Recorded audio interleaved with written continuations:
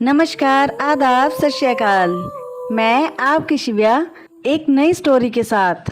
कहानी शुरू करने से पहले मेरा आप सबसे एक प्रश्न है, क्या हम जीवन से संतुष्ट हैं? हम अपने जीवन के मूल्यों को कितना हासिल कर पाए हैं और कितना हासिल कर सकते हैं? तो चलिए कहानी को शुरू करते हैं। एक बार की बात है, गुरुकुल के गुरु अपने शिष्यों का ज्ञान जांच रहे थे। उन्होंने अपने शिष्यों से कहा कि मैं तुम लोगों से एक प्रश्न पूछना चाहता हूँ। प्रश्न ये है कि दुनिया में लोहा ज्यादा मूल्यवान है या चांदी? सभी शिष्यों ने तपाक में एक स्वर में जवाब दिया कि चांदी ज्यादा मूल्यवान है गुरुजी। गुरु ने सारे शिष्यों पर एक नजर डाली तो एक शिष्य ऐसा पाया जो बिल्कुल मौन था। उसने कोई जवाब ना दिया। गुरु ने उससे पूछा, तुमने कोई जवाब नहीं दिया, क्या तुम इन सब के जवाब से संतुष्ट नहीं हो?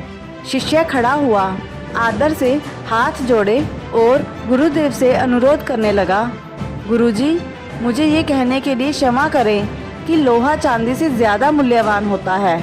ये सुनते ही सारे शिष्य हंस पड़े। कहने लगे कि हमें पहले से ही पता था कि ये बुद्धू का बुद्धू ही रहेगा।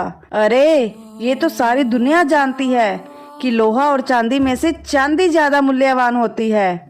गुरु ने उसको ध्यान से देखा और कहा, क्या तुम मुझे बता सकते हो कि तुमने लोहे को ज्यादा मूल्यवान किस आधार पर कहा?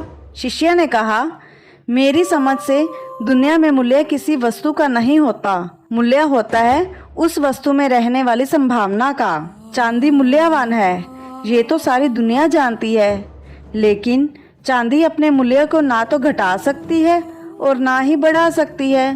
पर लोहे को पारस का स्पर्श मिल जाए तो लोहा लोहा नहीं रहेगा, सोना बन जाएगा।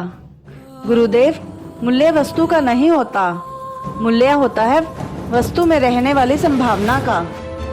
गुरु ने उस शिष्य को अपने करीब बुलाया और खुद आसन से खड़े हो गए।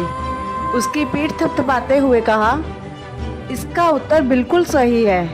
कहने लगे, कौन आदमी कितना धनी या गरीब है, हम वर्तमान में क्या हैं, मूल्य इस बात का नहीं है।